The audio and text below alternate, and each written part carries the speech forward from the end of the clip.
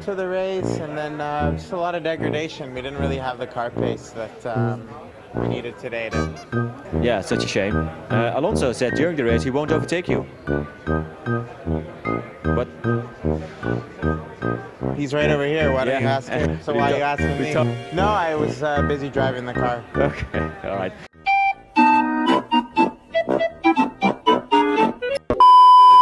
Imagine having a dad so rich. He doesn't just buy you a car, he buys you the team. That's not a Netflix drama. That's Lance Stroll's actual life. And F1 has never been the same since. Lance Strulovich. Yeah, that's his full name, and no, it doesn't exactly scream future F1 driver, does it? But when your dad's sitting on a mountain of cash taller than a Monaco podium and casually investing in fashion empires like Tommy Hilfiger and Michael Kors, your last name doesn't need to do much talking. Lance didn't just grow up with a silver spoon. His was gold-plated, diamond-encrusted, and probably aerodynamically tested.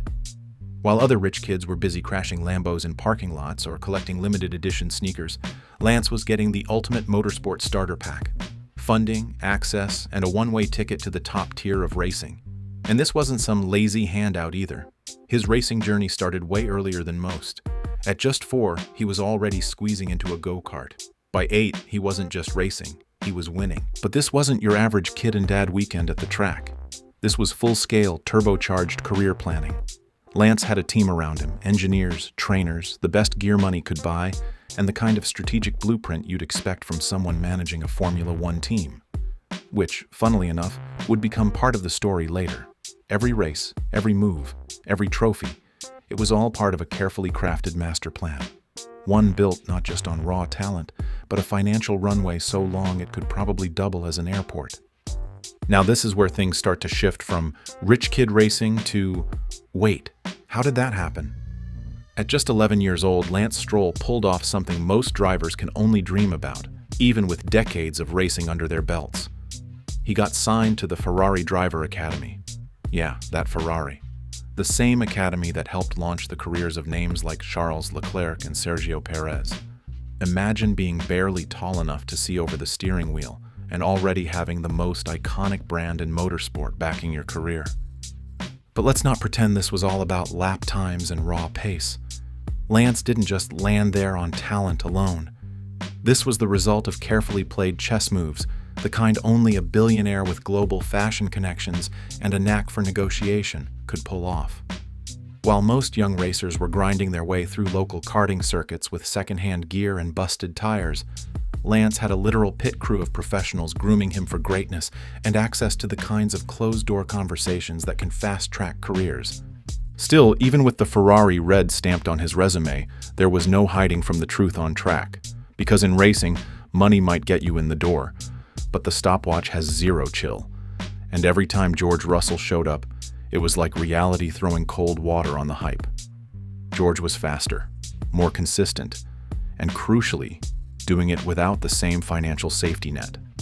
So while Lance had a clear path lined with gold, it became obvious early on that he'd need more than just money and a Ferrari patch on his overalls to silence the growing doubts. This is the part where the Stroll story shifts from rich kid with a dream to full-blown business empire mode. So it's 2014. Lance needs a proper seat in Formula 4. Most racing dads at this point are stretching their wallets to cover tires and travel costs. But Lawrence Stroll? He looks at the situation and thinks, why rent a seat when you can just buy the whole team? And that's exactly what he did. Instead of just signing a contract, he reportedly dropped around $60 million into Prema Racing, a powerhouse Italian team with a reputation for producing future F1 talent. It's like your kid wants to learn piano, so instead of finding a teacher, you buy Steinway & Sons and hire Beethoven's Ghost as a tutor. That's the level of commitment and money we're talking about. And guess what? It paid off, kind of. Lance walked away with the 2014 Italian Formula 4 title. On paper, a huge win. But in practice, the whole thing had a weird aftertaste. Because while Lance was holding the championship trophy, his teammate Brandon Maizano had actually scored more points across the season. The twist? Maizano was too old to be officially eligible for the title. So Lance got the crown by default. You can already imagine how that played out with fans and critics. It didn't matter that Lance showed up and drove well. Every win now came with a side of suspicion. People weren't just questioning his results, they were questioning the system behind them. And just like that, the narrative started to form. This wasn't just a driver climbing the ranks. This was a billionaire blueprint in motion. Lance's journey through Formula 3 was anything but smooth. It was like watching a soap opera mixed with a demolition derby. If there was a crash to cause, Lance was usually involved. Take Monaco 2015, for example, where he squeezed a rival so tightly off the track it looked like a game of aggressive bumper cars. Somehow he walked away unscathed. But the crash left a sour taste that stuck with fans and critics alike. Then came Spa, where things got even messier. Lance's actions sparked a triple DNF, wiping out several frontrunners, including Nyck de Vries, who would go on to become a big name in F1. At that point, many were wondering if Lance's presence on track was more chaos than competition. But the biggest controversy was yet to come. In 2016, Lance steamrolled the Euro F3 Championship, winning by a landslide. Sounds impressive, right?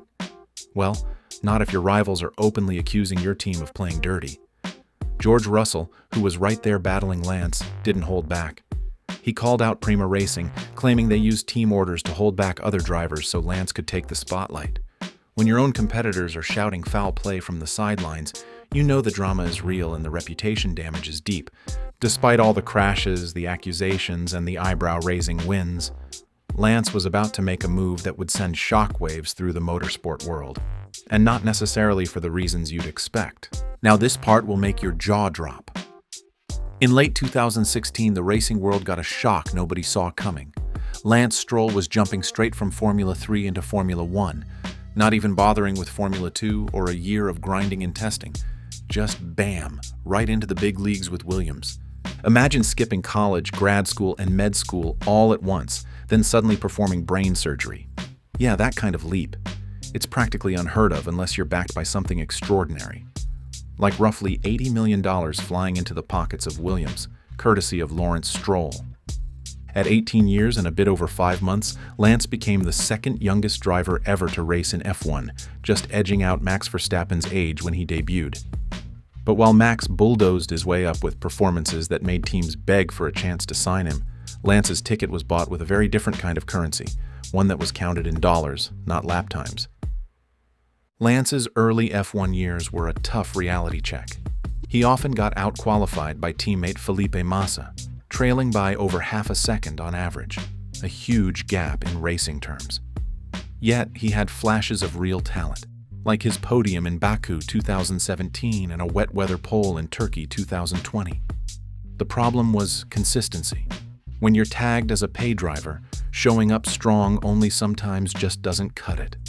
If you thought Lawrence Stroll's spending spree had limits, 2018 proved otherwise. When Force India hit the financial wall, Lawrence didn't just spot a bargain. He saw a way to lock in his son's future.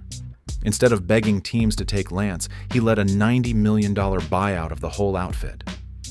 They rebranded it Racing Point, then Aston Martin, with Lawrence running the show and Lance firmly in the driver's seat.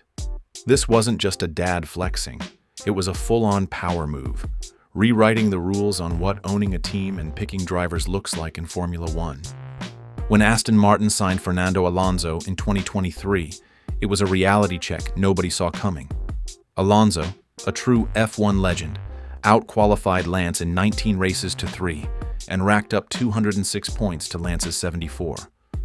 While Alonso was battling for podiums, Lance was barely scraping into the points, and the gap sparked serious doubts about whether Lance truly belonged at this level.